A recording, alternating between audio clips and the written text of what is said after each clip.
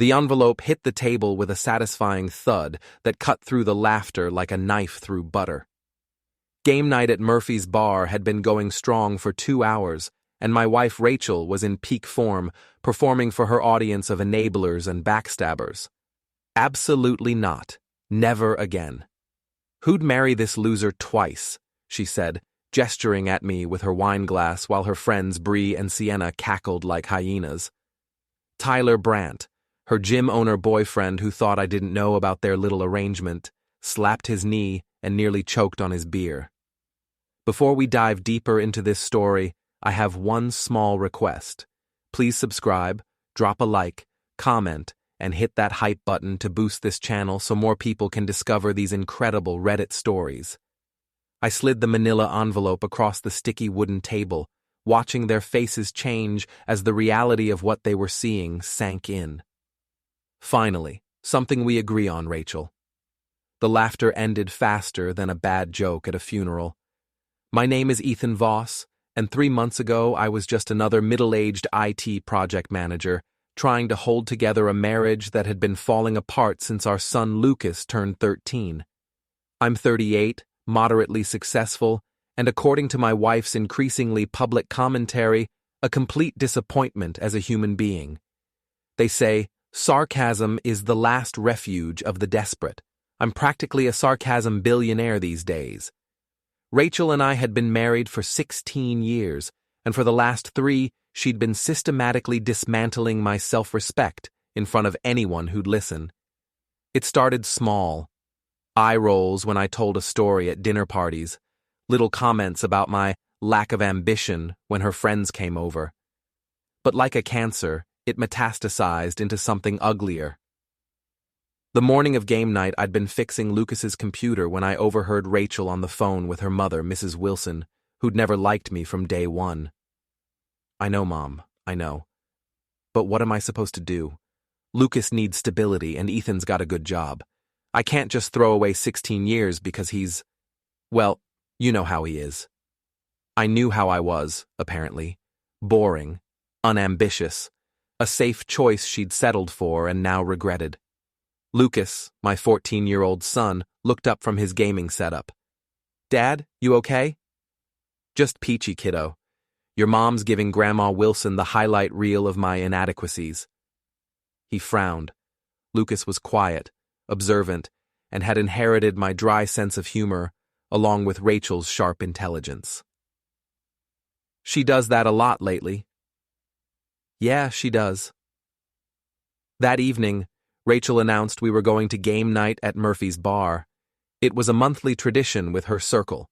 Bree Martinez, a gossip columnist for the local paper who treated other people's misery like personal entertainment. Sienna Walsh, a real estate agent who laughed at everything and enabled Rachel's worst impulses. Greg Thompson, Tyler's gym buddy, who actually seemed decent but lacked the backbone to call out bad behavior. And Tyler himself. Tyler Brandt was everything I wasn't, 6'2", muscular, drove a red Mustang, and owned the most popular gym in town. He was also sleeping with my wife, though he didn't know I knew that yet. "Come on, Ethan," Rachel said, applying lipstick in the hallway mirror. "Try to be fun tonight. Maybe tell some of those little jokes you think are so clever. I'll do my best to entertain the masses." She gave me that look, the one that said I was already disappointing her, and the night hadn't even started. Murphy's bar was crowded, filled with the usual mix of 20-somethings pretending to be sophisticated and middle-aged locals trying to recapture their youth. Our group had claimed a large corner table, and the drinks were flowing freely. The game was some relationship quiz thing Sienna had found online. Questions like, "What's your partner's biggest fear?" and "If you could change one thing about your relationship, what would it be?" I'd been answering honestly, trying to play along, even making jokes that got genuine laughs from Greg and a few other people. But Rachel was in one of her moods, the kind where she needed to prove her superiority by cutting me down. "Ethan thinks he's so funny," she said during a lull in conversation. "Always with the little comments. It's like being married to a discount stand-up comedian." Tyler grinned. "Hey, at least he's trying, right?" Is he, though? Rachel's voice had that edge it got when she'd had too much wine. I mean, really trying? Because from where I sit, it looks like he's given up on everything else. Bree leaned forward, sensing blood in the water. What do you mean? Oh, you know, same job for 8 years, same routine, same everything. No ambition, no drive. Sometimes I wonder what would have happened if I'd made different choices. The table got quiet. This was beyond the usual teasing. This was character assassination with an audience. Different choices like what? I asked, keeping my voice level. Rachel looked directly at me, and I saw something cold and final in her eyes. Like not settling for safe. Like not convincing myself that comfortable was the same thing as happy. That's when Sienna asked the question that changed everything. So, if you had to do it all over again, would you marry Ethan? Rachel didn't hesitate. Absolutely not. Never again. Who'd marry this loser twice? The laughter that followed felt like being flayed alive in public. But I'd been expecting this moment for months, preparing for it. The envelope I placed on the table contained divorce papers I'd had drawn up 3 weeks earlier, after I'd finally accepted that my marriage was already over. I was just the last one to get the memo. Finally, something we agree on, Rachel. The silence that followed was beautiful. Rachel stared at the envelope like it might bite her. What is this? Divorce papers. Thought I'd save us both some time. Her face went through several expressions.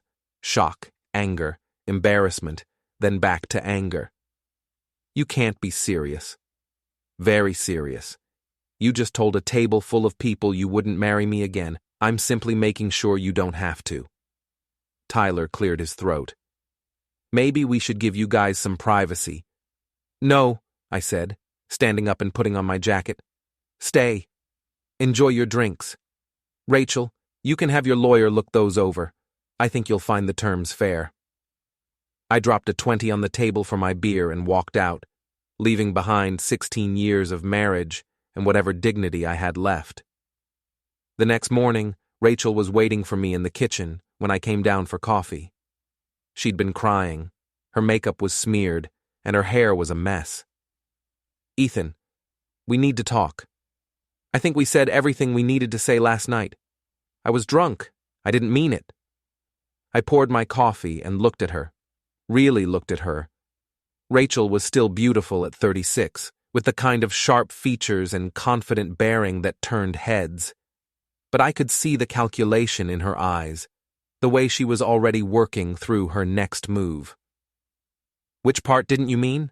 The part where you called me a loser? Or the part where you said you'd never marry me again? All of it. I was just, I don't know, showing off, being stupid. No, you were being honest. Maybe for the first time in years. She tried a different approach. What about Lucas? You're going to destroy his family over one stupid comment? That stung, because Lucas was the one thing we'd done right. But I'd thought about this too. Lucas deserves to see what a healthy relationship looks like. Right now, he's watching his mother tear down his father for sport. What do you think that's teaching him about love? Rachel's face hardened. So this is it? You're just giving up? I'm not giving up. I'm accepting reality. You checked out of this marriage a long time ago. I'm just making it official. That afternoon, I moved into my friend Marcus Chen's spare bedroom. Marcus was a software engineer I'd known since college, divorced himself, and blessed with the kind of dry wit that made even the worst situations bearable. So she actually said that in front of everyone? He asked, helping me carry boxes up to his apartment. Word for word. Damn, that's cold even for Rachel. Marcus had never liked my wife, though he'd been diplomatic about it over the years. Now that the gloves were off, he was more direct. You know she's been talking to people, right? About you? I set down a box of books. What do you mean? Tina Rodriguez at your office mentioned something. Rachel's been calling around trying to control the narrative, making it sound like you just snapped out of nowhere. Tina was our HR coordinator, and had never been fooled by Rachel's act. She'd tried to warn me months ago that Rachel had been asking questions about my job security and our insurance policies. What's she saying? That you've been distant, possibly depressed, maybe having some kind of midlife crisis. She's painting herself as the long-suffering wife who tried everything to save the marriage. I laughed, but there was no humor in it. Of course she is. That evening, Lucas called. Dad? Mom says you moved out. Yeah, buddy. We're getting divorced. There was a long pause. Because of what she said at the bar? You heard about that? Evan's mom was there. She told his dad, and Evan told me. Evan was Lucas's best friend, and apparently the gossip mill was already grinding at full speed. It's not just about that, Lucas. Your mom and we haven't been happy for a long time.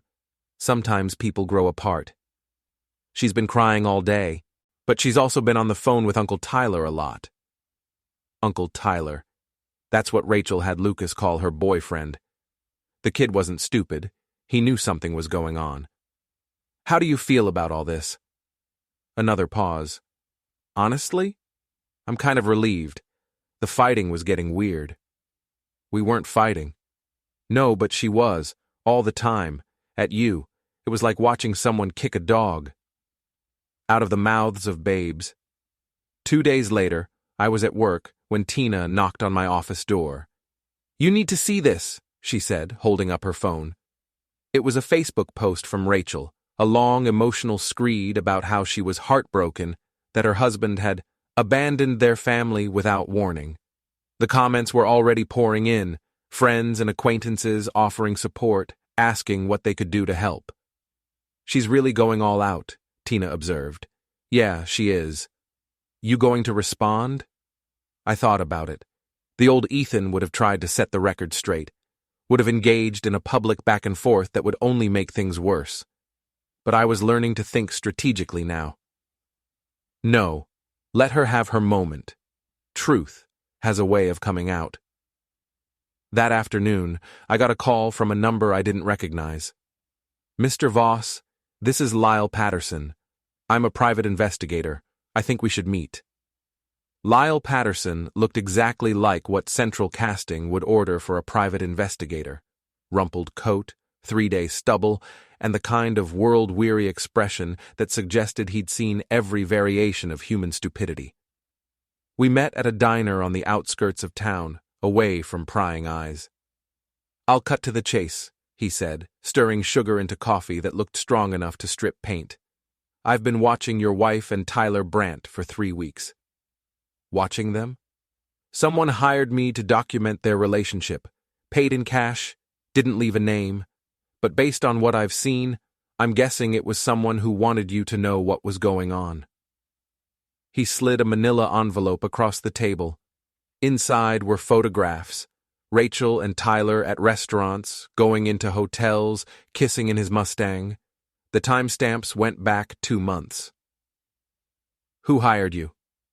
Lyle shrugged. Could have been anyone. Neighbor who felt bad for you, friend who thought you deserved to know. Hell, could have been your kid. He's smart enough and has access to your wife's schedule. I thought about Lucas, about his quiet observations and increasing distance from his mother. It was possible. What do you want from me? Nothing. Job's already paid for. But I like you, Voss. You seem like a decent guy getting a raw deal. So I'm going to make you an offer. He leaned forward. I've been doing this for 20 years, seen a lot of divorces, a lot of people getting screwed over by cheating spouses. Most of the time, the good guy finishes last because they play by rules the other side threw out the window.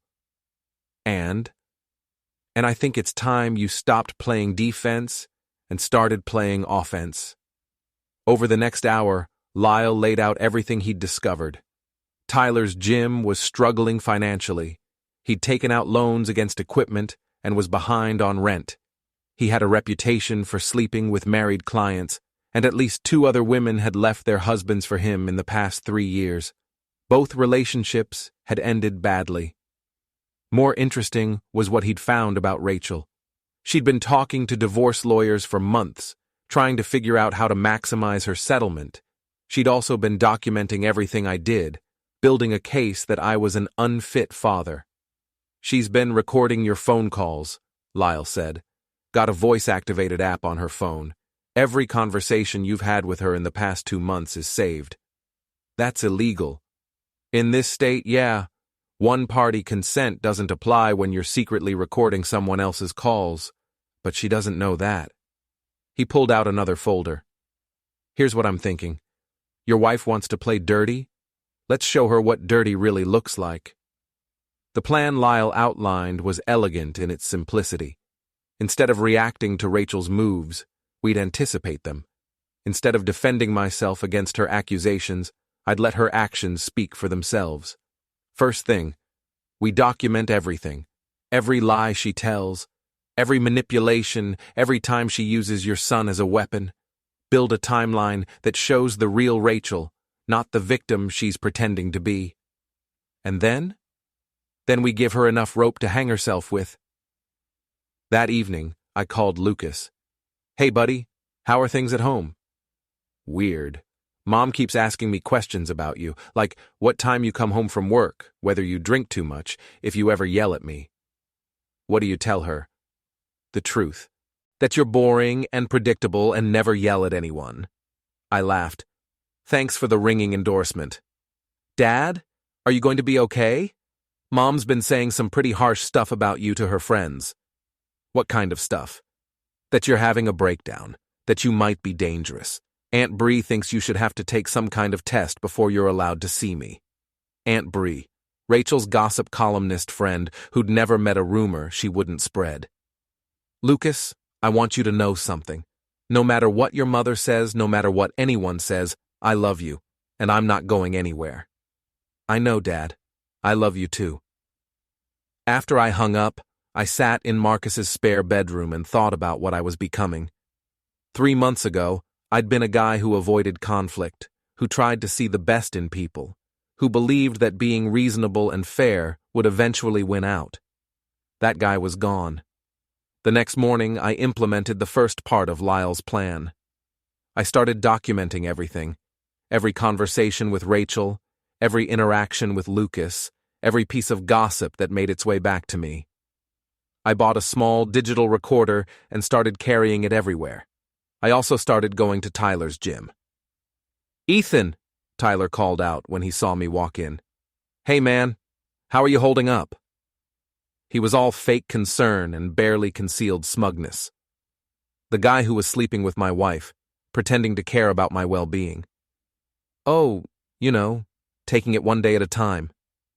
"That's rough, brother. Divorce is never easy. But hey, maybe it's for the best, right? Sometimes people just grow apart. Sometimes they do." I signed up for a 6-month membership and started working out there 3 times a week. Not because I enjoyed it, but because I wanted to observe Tyler in his natural habitat, to understand what Rachel saw in him. What I saw was a man who was all surface charm and no substance. He flirted with every attractive woman who walked through the door, made inappropriate comments about their bodies, and treated his employees like servants. He was also dealing steroids out of his office, not hard to figure out when you watch the patterns of who went back there and how they behaved afterward. More importantly, I learned that Tyler talked. A lot. Especially about his conquests. "Man, these married chicks are the best," I heard him tell Greg one afternoon. "They're so grateful for the attention, and they don't want anything complicated." "What about Rachel?" Greg asked. "She seems pretty into you." Tyler laughed. "Rachel's different. She's got this whole plan worked out. Divorce the husband, take half his stuff, then we ride off into the sunset together." "You serious about her?" "I'm serious about not working in this gym forever. Rachel's smart, and she's got connections. Could be a good partnership." I was recording all of this, of course. That weekend, Rachel made her first major mistake. She took Lucas to a family barbecue at her sister's house and spent the entire time trash-talking me to anyone who would listen. Lucas called me afterward. "Dad, you need to know what Mom said about you today." "What's that?" "She told everyone you've been acting strange, that she's worried about my safety. She said you might be having some kind of mental breakdown and that she's thinking about getting a restraining order. A restraining order. That would effectively end any chance I had of getting joint custody. Did anyone believe her? Some people did. But Cousin Jenny asked me if you'd ever been mean to me or Mom, and I told her no. She said Mom's story didn't make sense. What else? She also said you've been stalking her, following her around, showing up places where she is. Which was interesting, since I'd been going out of my way to avoid her. Lucas, I need you to do something for me. Can you keep track of when your mom says these things? Write them down, with dates and times? Already am. Evan's idea. He said it might be important later. Smart kid. Both of them. The next week, Rachel escalated. She filed a complaint with my company's HR department, claiming I'd been harassing her at work. Since she worked for a marketing firm downtown and I worked for a tech company across town, this was obviously false, but it still required me to meet with my boss and explain the situation. Ethan, I've known you for 8 years, said Janet Morrison, my department head. This doesn't sound like you at all. It's not me. My wife is trying to build a case that I'm unstable. Can you prove that? I thought about the recordings, the timeline I'd been building, the evidence Lyle had gathered. I'm working on it. That afternoon, Tina stopped by my office again. Your wife called here today. Wanted to know about your work schedule, whether you'd been acting strange, if anyone had noticed changes in your behavior. What did you tell her? That she should probably talk to you directly if she had questions about your schedule. Tina paused. Ethan, I probably shouldn't tell you this, but she also asked about your access to company systems, whether you could hack into email accounts or social media profiles. Why would she ask that? No idea, but it felt like she was trying to set up some kind of story. That evening, I met with Lyle again. He'd been busy. Your wife's been making the rounds, he said. Talking to lawyers, talking to your neighbors, talking to anyone who'll listen. She's building a narrative that you're obsessed with her, that you might be dangerous. Based on what? Based on nothing. But she doesn't need facts, just enough people willing to repeat her story. He slid another folder across the table. But here's the thing about lies. They're hard to keep straight. And your wife's been telling some pretty big ones. Inside the folder were transcripts of conversations Rachel had been having with her friends. Lyle had somehow gotten access to her phone records and social media accounts. How did you? Don't ask questions you don't want answers to. The transcripts were revealing. In them, Rachel laid out her strategy. Paint me as unstable, get a restraining order, use that to argue for sole custody, then take me for everything I was worth in the divorce settlement. But more damaging were the conversations with Tyler. In those, she was brutally honest about her feelings. I can't stand being in the same room as him anymore, she'd texted. Everything about him irritates me. The way he talks, the way he tries to be funny, even the way he breathes. So why not just leave? Tyler had responded. Because I need to do this right. If I just walk away, I get half of nothing. But if I can prove he's unfit, I get everything. There was more. Much more. Including detailed discussions about how to manipulate Lucas into taking her side and contingency plans if I fought back. She's underestimated you, Lyle observed. Thinks you're going to roll over and take it. I was. 3 months ago, I probably would have. And now? I thought about the public humiliation at Murphy's bar, about the lies she was spreading, about the way she was trying to turn my own son against me. Now I think it's time Rachel learned what happens when you poke a sleeping dog long enough. Lyle grinned. That's what I was hoping you'd say. The beauty of Rachel's plan was also its weakness. It required everyone to believe I was the villain. But Rachel had never been as good at reading people as she thought she was. My first move was simple. I started being visible. Instead of hiding out at Marcus's apartment, I went to Lucas's soccer games, attended parent-teacher conferences, showed up at community events. I was polite, normal, clearly not having any kind of breakdown. More importantly, I let Rachel's friends see the real me. "Ethan," Sienna called out when she spotted me at the grocery store. "How are you doing?" "Oh, adjusting to the new normal." She looked uncomfortable, probably remembering her role in the Murphy's Bar incident. "Rachel says you're having a hard time with everything. I'm sure she does. She's worried about you." I gave her my best confused look. "Worried about what?" "Well, she mentioned you've been following her around, showing up places." "Like where?" Sienna faltered. Well, she said, "Sienna, I've been staying at Marcus Chen's apartment for 3 weeks. I go to work, I go to the gym, I visit my son. When exactly am I supposed to be stalking my ex-wife?" The doubt crept into her eyes. "I don't know, that's what she said." "Huh. Well, if you see me somewhere I shouldn't be, feel free to call the police." I left her standing there, clearly rethinking everything Rachel had told her. The second part of my plan involved Tyler's gym. I'd been documenting his steroid dealing, but more importantly, I'd been making friends with his other clients. Turns out a lot of people had Tyler stories, and most of them weren't flattering. "Guy's a total sleaze," said Mike Harrison, a contractor who'd been working out there for 2 years.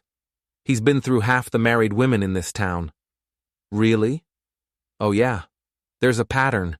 He targets women who are having marriage problems, gives them the full attention treatment, then moves on when things get complicated." "Complicated how?" "Usually when the husband finds out, or when the woman starts talking about leaving her husband for him. Tyler doesn't want anything permanent.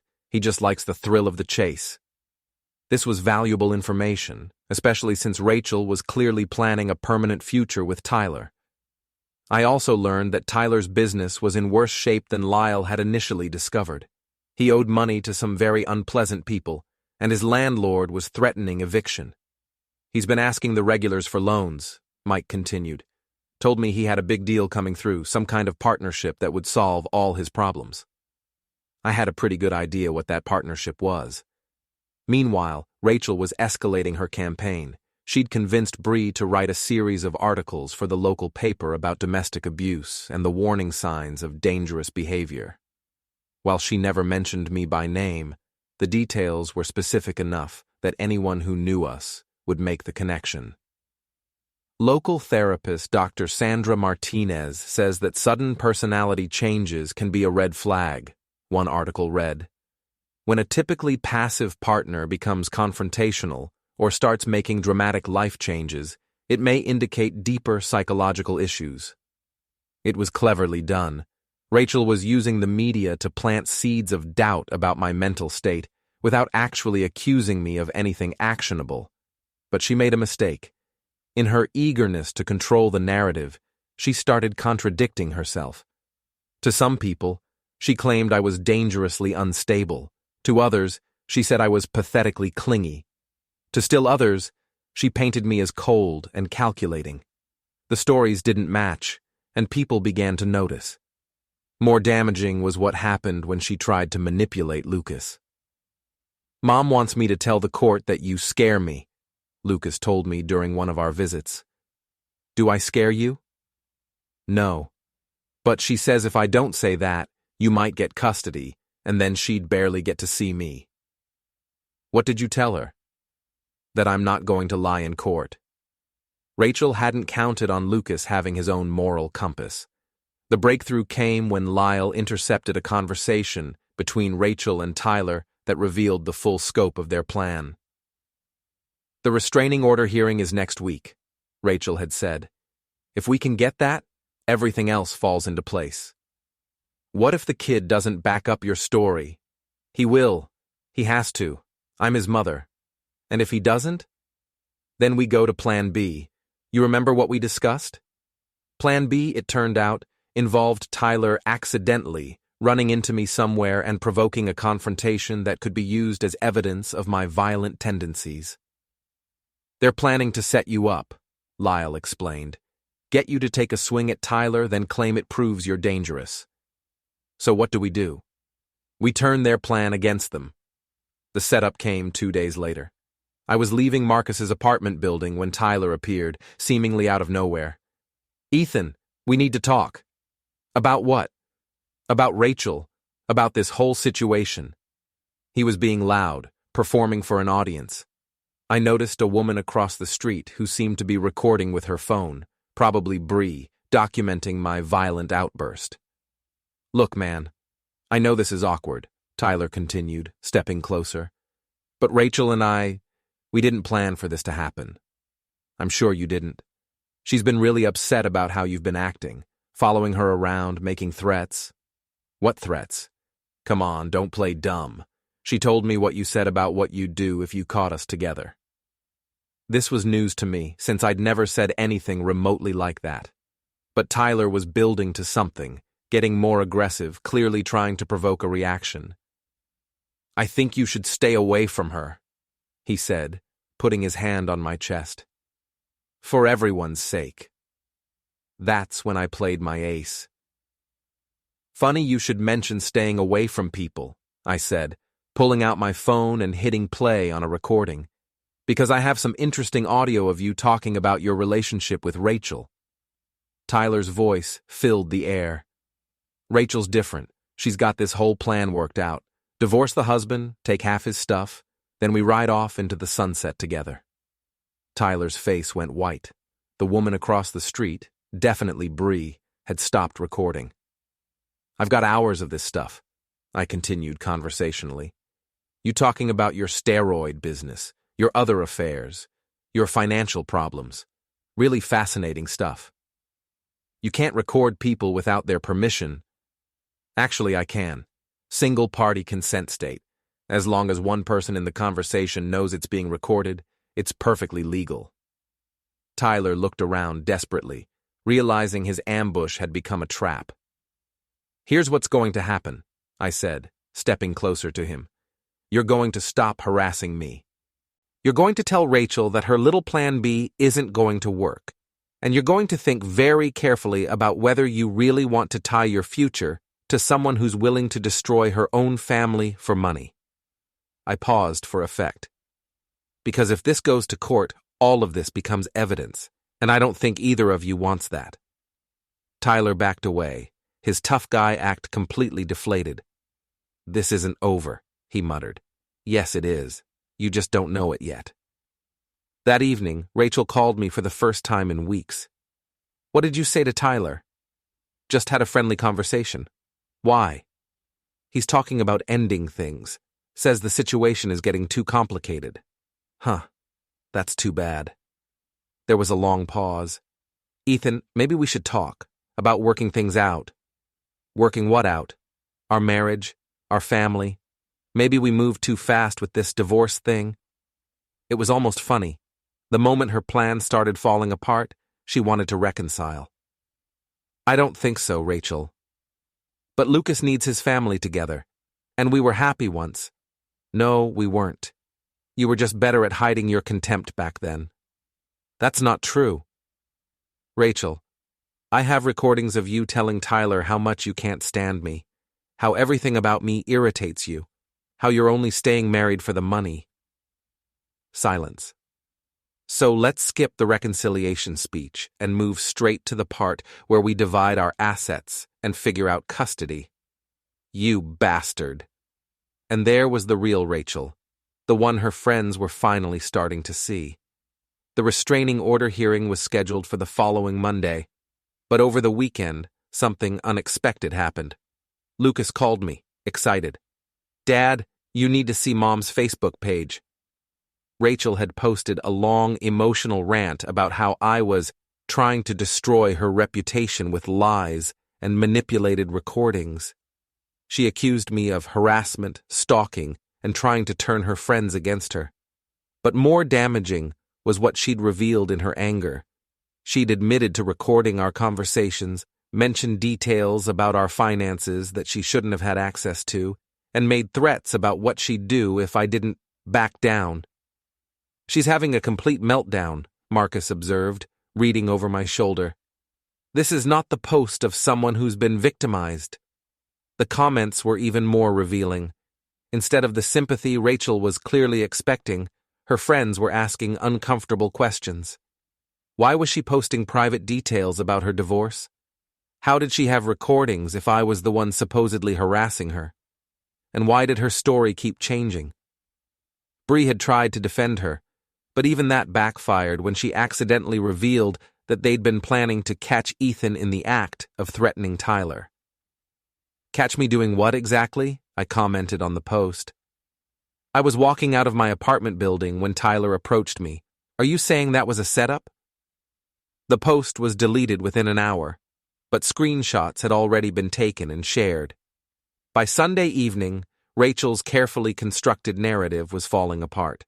Her friends were distancing themselves, Tyler was nowhere to be found, and even her mother was asking questions about the inconsistencies in her story.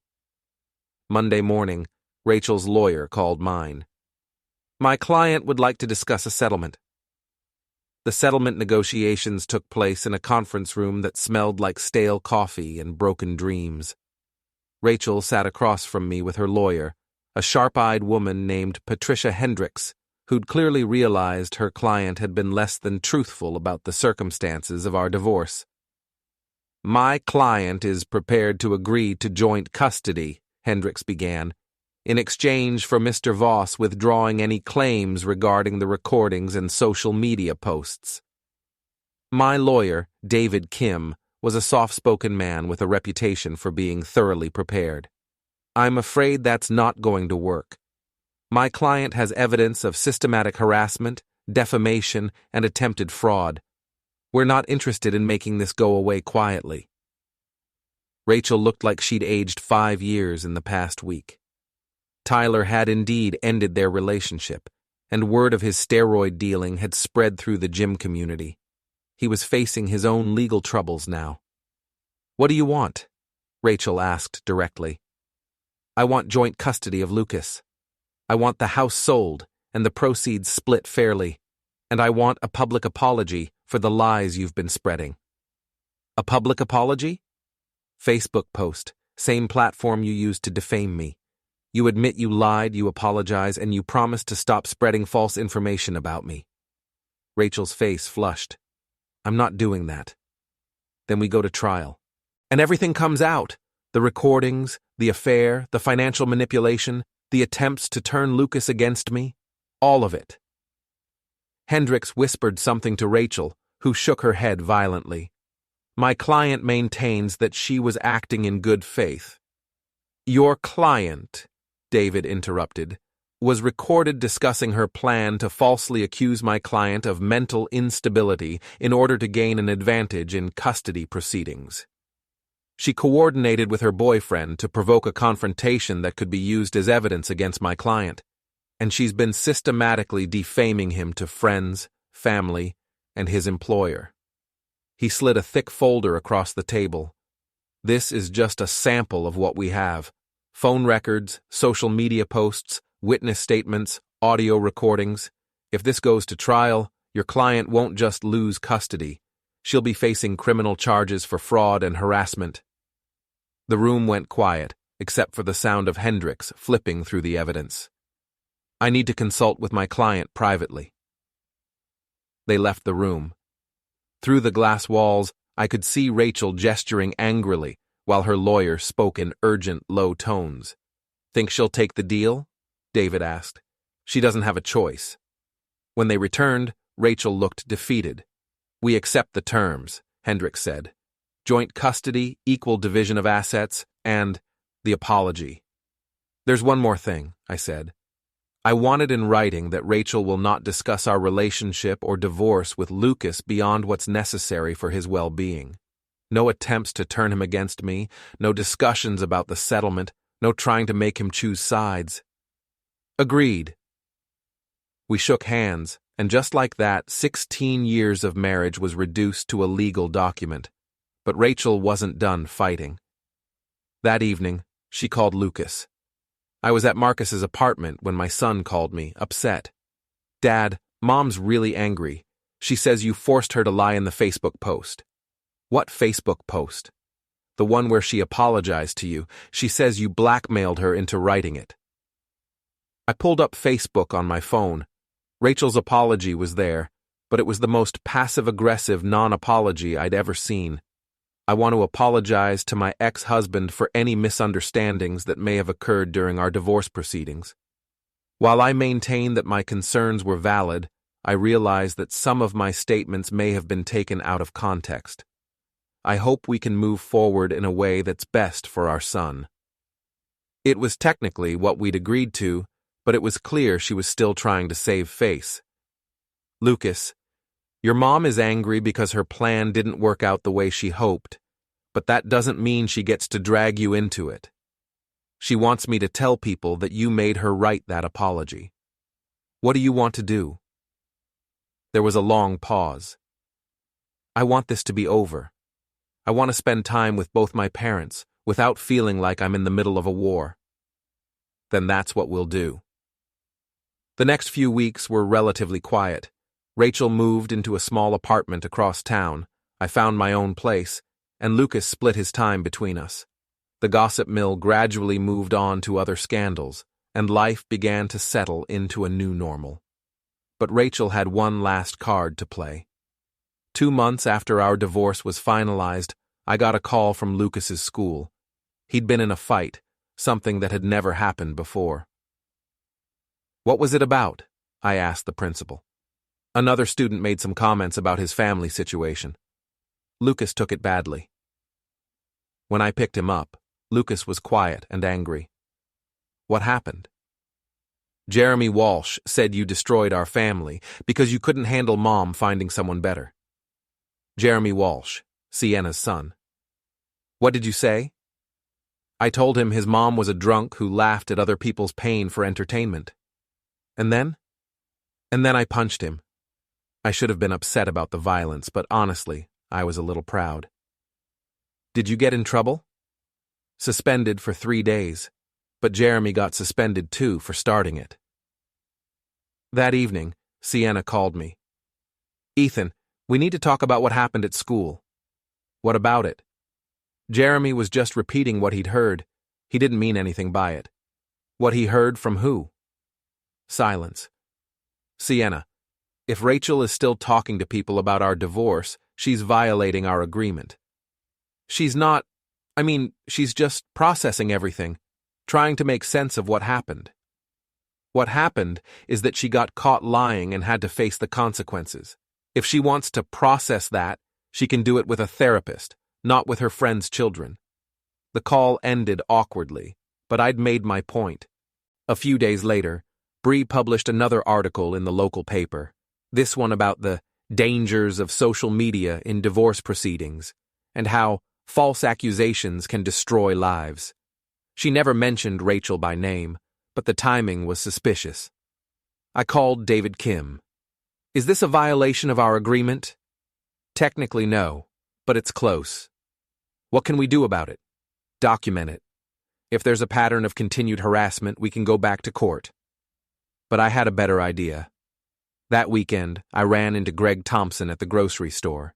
He looked uncomfortable when he saw me. Ethan, hey. Greg. We stood there awkwardly for a moment. Look, I wanted to apologize, he said finally. For that night at Murphy's. I should have said something. Why didn't you? I don't know. Cowardice, I guess. Nobody wants to be the guy who ruins the party. Even when the party involves humiliating someone? He nodded. Especially then. But I've been thinking about it, and what Rachel did was wrong. What we all did was wrong. Yeah, it was. For what it's worth, Tyler's gone. Left town last week, his gym closed, and he owed money to some people who don't take IOUs. This was news to me. Where'd he go? Nobody knows, just disappeared one night. Left his car behind and everything. I wondered if Rachel knew. Probably not, or I would have heard about it from Lucas. Anyway, Greg continued, I just wanted you to know that not everyone believed the stuff Rachel was saying. Some of us knew better. But you didn't say anything. No, and I'm sorry about that. It wasn't much, but it was something. That evening, I was helping Lucas with his homework when he asked me a question I'd been dreading. "Dad, do you hate Mom?" I thought carefully about my answer. "No, I don't hate her. I'm disappointed in her, and I'm angry about how she treated me. But hate is a strong word. She says you destroyed her life. What do you think?" Lucas was quiet for a long moment. "I think she destroyed her own life, and she's mad that you didn't let her destroy yours too." 14 years old, and he'd figured out what it had taken me months to understand. "Your mom made some bad choices," I said, "but she's still your mom, and she loves you." "I know, but I'm glad you didn't just let her get away with it." "Yeah, me too." 6 months later, Rachel moved to another state. She'd found a job with a marketing firm in Atlanta and decided she needed a fresh start. Lucas chose to stay with me and visit her during school breaks. At his going-away party, because despite everything, she was still his mother, Rachel pulled me aside. "I know you probably don't want to hear this," she said, "but I am sorry. For all of it." "Are you? Or are you just sorry it didn't work out the way you planned?" She thought about that. "Both, I guess." "Rachel, you spent 3 years systematically destroying my self-respect. You cheated on me, lied about me, tried to turn my own son against me, and nearly destroyed my reputation. All because you were too cowardly to just ask for a divorce." "I know." "Do you? Because even now you're painting yourself as the victim. Poor Rachel, forced to move away because her evil ex-husband wouldn't let her rewrite history." Her face hardened. "What do you want me to say, Ethan? That I'm a terrible person? That I deserve everything that happened to me?" "I want you to understand that actions have consequences, and that the next time you decide someone isn't worth your respect, you might want to make sure they're not capable of fighting back." She stared at me for a long moment. "You're different." "Yeah, I am. I liked the old Ethan better." "I'm sure you did. He was easier to walk on." Rachel left the next day. Lucas was sad, but not devastated. They'd grown apart over the months of conflict, and he was looking forward to starting fresh himself. A year later, I ran into Bree at a coffee shop. She looked embarrassed when she saw me. "Ethan, hi." "Bree, I heard Lucas made honor roll. That's great." "Yeah, he's doing well." She fidgeted with her coffee cup. I should probably apologize." "Yeah. For which part? The public humiliation, the hit pieces in the paper, or helping Rachel try to frame me as an abusive husband?" "All of it, I guess." I studied her face. She looked genuinely remorseful, but then again, Rachel had looked remorseful too when her plans fell apart. "Bree, you're a journalist. You're supposed to care about truth, but you were willing to destroy someone's reputation based on gossip and lies." "I know. Rachel was my friend, and I wanted to support her. By helping her lie." "I didn't know she was lying. Not at first." "When did you figure it out?" "When Tyler disappeared. Rachel told me he'd just gotten cold feet about their relationship, but then I found out about the money he owed, and the steroid dealing, and it all fell apart." "And you realized that if Rachel had lied about Tyler, she'd probably lied about me too." "Yeah." I finished my coffee and stood up. "Bree, I appreciate the apology. But you need to understand something. What you did to me, you'll do to someone else. Because when it comes down to it, you care more about a good story than you do about the truth. That's not fair, isn't it? You're a gossip columnist who uses people's pain for entertainment. You enabled someone who was trying to destroy an innocent person's life, and the only reason you're apologizing now is because you got caught on the wrong side of the story." I left her sitting there, probably already composing her next article about the aftermath of divorce or some other topic that would let her profit from other people's misery. 2 years after the divorce, I was in a good place. Lucas was thriving, I'd been promoted at work, and I'd even started dating again. A teacher named Sarah who thought my sarcasm was charming rather than irritating. Then I got a call from an unknown number. "Ethan, it's Tyler." I almost hung up, but curiosity got the better of me. "What do you want?" "I wanted to apologize and to thank you." "Thank me for what?" "For not destroying me completely. You could have pressed charges, could have made sure I went to prison. But you didn't." "I didn't do it for you. I did it because I wanted to move on with my life, not spend years in courtrooms. Still, I appreciate it." There was a long pause. "Tyler, why are you calling me?" "Because I wanted you to know that you were right. About Rachel, about everything. She wasn't the person I thought she was." "What happened?"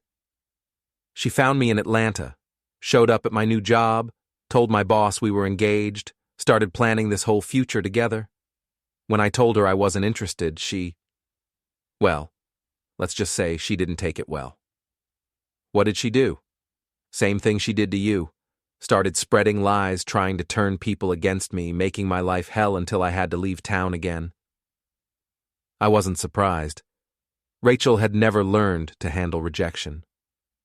"Where are you now?" "Colorado. Got a job at a ski resort trying to start over. Again." "Good luck with that." "Ethan, I know this doesn't mean much, but I want you to know that I never meant for things to go as far as they did. The plan to set you up, the lies about you being dangerous, that was all Rachel's idea. But you went along with it." "Yeah, I did, and I'm sorry." After he hung up, I sat in my kitchen thinking about the conversation. Tyler wasn't a good person. He was weak, selfish, and had made terrible choices. But at least he'd eventually recognized what Rachel was. I wondered if she ever would. 3 years after our divorce, I got my answer. Lucas came back from a visit to Atlanta looking troubled. "How's your mom?" I asked. "Not great. She got fired from her job." "What happened?" "She was dating her boss, and when he broke up with her, she filed a harassment complaint. But it turned out she'd been recording their conversations, and the recordings proved she was lying." The pattern continued. Rachel had never learned that you can't build a life on lies and manipulation. "She wants to move back here," Lucas continued.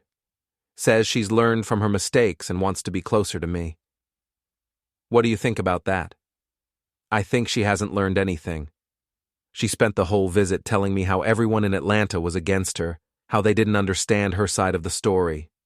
Same old Rachel." "Yeah, same old Rachel." Lucas was 17 now, mature beyond his years, with a clear understanding of who his mother was and what she was capable of. He loved her, but he wasn't blind to her faults. "Dad, I'm glad you fought back. I'm glad you didn't just let her destroy you." "Yeah, me too." "Do you think she'll ever change?" I thought about that question. Rachel was now in her early 40s, had lost multiple jobs and relationships due to her behavior, and had alienated most of the people in her life. If she was going to change, she would have done it by now. "I don't know," I said finally, "but it's not our problem anymore." And it wasn't. Rachel was someone else's problem now, someone else's cautionary tale about what happens when you mistake cruelty for strength and manipulation for intelligence. As for me, I was exactly where I wanted to be. I had my son's respect, a job I enjoyed, a woman who loved me for who I was rather than who she wanted me to be, and the quiet satisfaction that comes from standing up for yourself when it matters most. They say the best revenge is living well, but sometimes the best revenge is simply refusing to be destroyed by people who mistake your kindness for weakness. Sometimes the best revenge is having the last word.